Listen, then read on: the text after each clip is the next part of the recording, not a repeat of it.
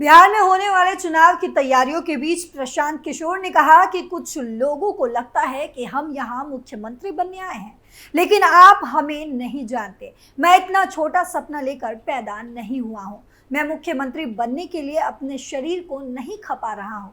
मेरा सपना है कि अपने जीवन काल में 10 वर्ष के अंदर ऐसा बिहार बने जहां हरियाणा, पंजाब, गुजरात और महाराष्ट्र से लोग रोजगार के लिए यहाँ आए। तब हम मानेंगे कि बिहार में विकास हुआ है। तो क्या नई रणनीति तैयार की है प्रशांत किशोर ने बिहार में होने वाले चुनाव के लिए? बताएंगे आपको अपने स्पेशल स्टोरी में। नमस्कार, आप देख रहे हैं कैपिटल टीवी बिहार में। हूं आपके साथ पल्लवी सिंह।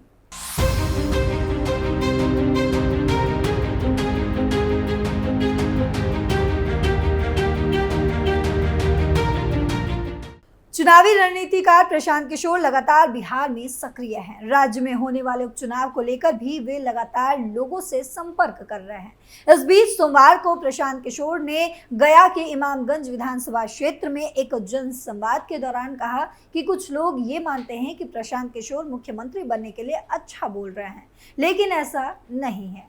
मेरा सपना सीएम बनने का नहीं है। प्रशांत किशोर ने कहा, कुछ लोगों को लगता है कि हम यहाँ मुख्यमंत्री बनने आए हैं, लेकिन आप हमें नहीं जानते। मैं इतना छोटा सपना लेकर पैदा नहीं हुआ हूँ। मैं मुख्यमंत्री बनने के लिए अपने शरीर को नहीं खपा रहा हूँ।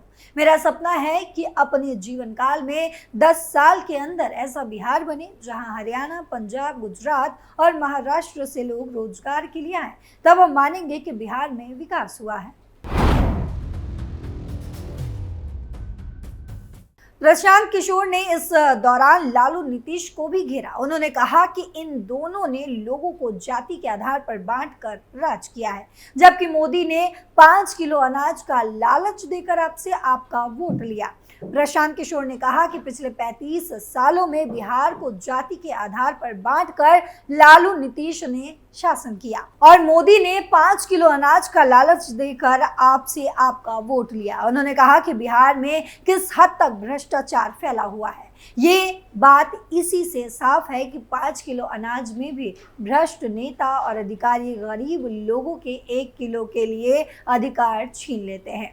इन सभी नेताओं को आपके बच्चों की शिक्षा और रोजगार की कोई चिंता नहीं है। इसीलिए जब तक आप जाति और भात से बाहर नहीं निकलेंगे, तब तक आपकी गरीबी नहीं मिट सकती।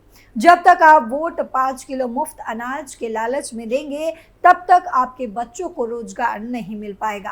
प्रशांत किशोर ने खुलासा किया कि वे एक चुनाव में सलाह देने के लिए 100 करोड़ से अधिक की फीस लेते हैं। उन्होंने बताया कि 10 राज्यों में उनकी बनाई सरकारें चल रही हैं। बिहार उपचुनाव में जनसुराज के 4 उम्मीदवार मैदान में हैं और उन्होंने एक चुनावी रैली में ये बात भी कही है।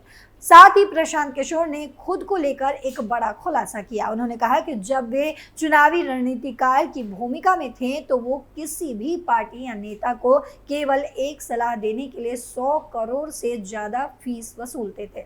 उन्होंने ये भी बताया था कि 10 राज्यों में उनकी बनाई सरकार चल रही है। प्रशांत किशोर ने खुद से जुड़े इस बात का खुलासा बिहार में होने वाले उपचुनाव के दौरान प्रचार प्रसार के दौरान बेलागंज में 31 अक्टूबर को किया था। दरअसल 13 नवंबर को बिहार के 4 विधानसभा सीटों पर उपचुनाव होना है, जिसमें पहली बार प्रशांत किशोर की जनसुराज पार्टी चुनावी मैदान में उतर रही है।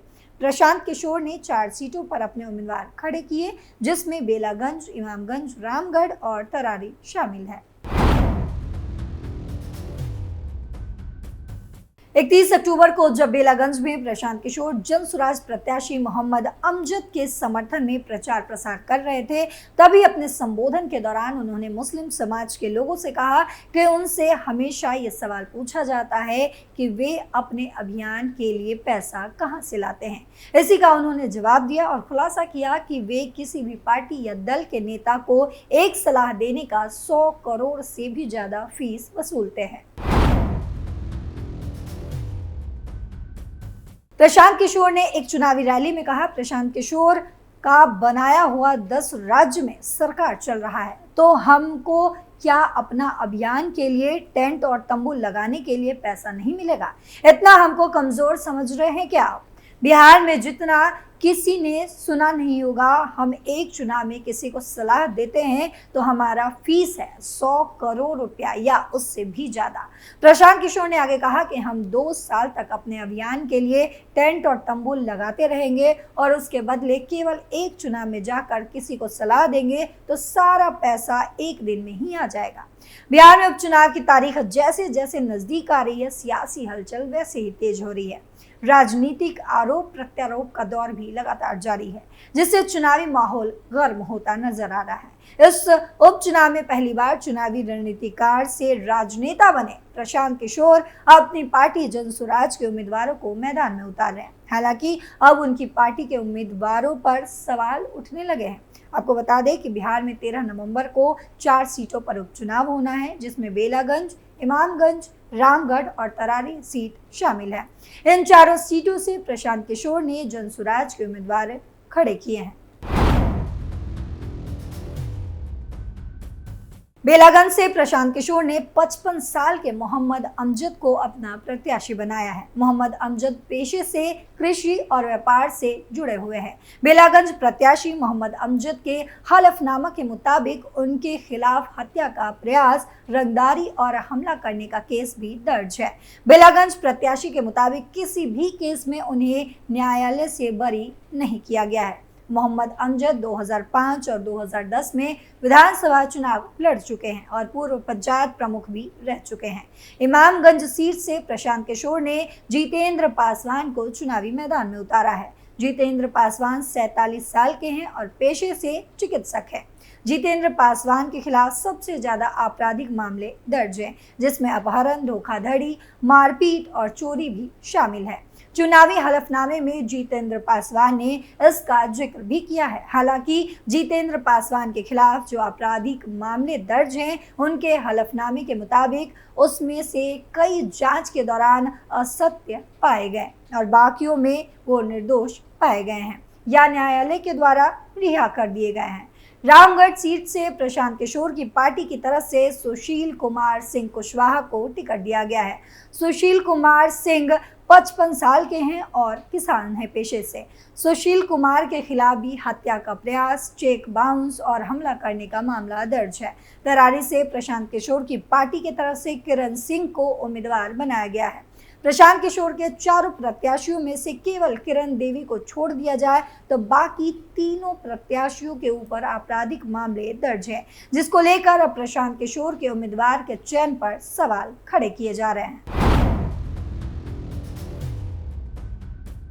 अगर शिक्षा के मामले में देखें तो प्रशांत किशोर के चारों प्रत्याशियों में से एक ने भी 12वीं से ज्यादा पढ़ाई नहीं की है। किरण देवी और मोहम्मद अमजद केवल 10वीं पास हैं, जबकि जितेंद्र पासवान और सुशील कुमार सिंह कुशवाहा 12वीं पास है। प्रशांत किशोर के उम्मीदवारों के चयन पर हो रहे हल्ले का कारण ये भी है कि उन्होंने अपनी पदयात्रा के दौरान बिहार की राजनीति में बढ़ते आपराधिकरण पर सवाल उठाए थे। इसके अलावा उन्होंने तेजस्वी यादव के केवल 9वीं पास होने पर भी तंज कसा था। ऐसे में उनके उम्मीदवारों के आपराधिक इतिहास और शिक्षा को लेकर उठ रहे सवालों के चलते उन्हें मुश्किलों का सामना करना पड़ रहा है।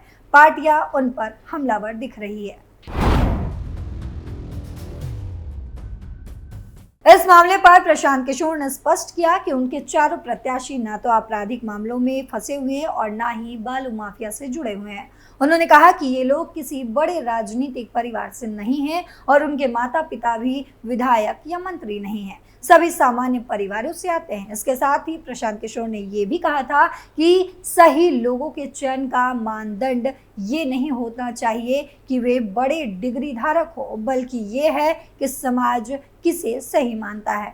साथ ही आपको बता दें कि उन्होंने अपने चारों उम्मीदवारों के नाम का ऐलान कर दिया है और जनसुराज पार्टी की ओर से स्टार प्रचारकों की लिस्ट भी जारी कर दी है। इस लिस्ट में चुनावी रणनीतिकार रहे प्रशांत किशोर ने नई स्ट्रेटजी भी बनाई है और अपना नाम सबसे नीचे रखा।